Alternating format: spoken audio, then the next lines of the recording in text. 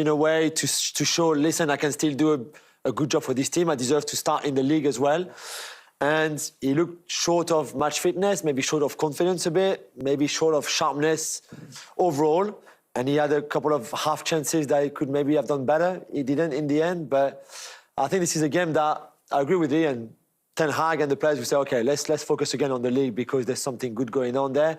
And the team that has been winning all those games will be again on the pitch against Crystal Palace on Sunday. His lack of sharpness does catch my attention because the quality, he's always going to have the quality. He's Cristiano, no doubt about that. But the fact that maybe he's not starting, something's not right because several of those one-on-ones where you expect him it's the 3 months ago, yeah. 3 months ago to explode onto a ball or to hit something first time. He's taken half a second more than he usually does. So that's why I just question the reality of what's going on. I think as well, as a player's perspective, I've been in that situation before where you're at a team, you know, and it breaks my heart to see Cristiano Ronaldo not getting on the end of a ball and that type of stuff, because when he re-signed for us, he did do well. He's our top goal scorer last year. Bruno Fernandes only got 4 goals behind him. But I do think that, like, for him, I can understand why he wanted to leave.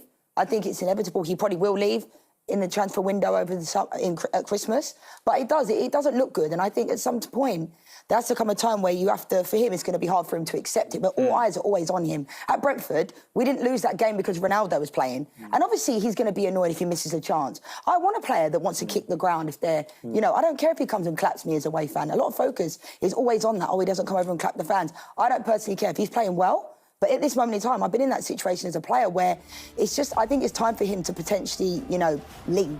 Because it doesn't look good for him. His confidence doesn't look there. All eyes are always on him.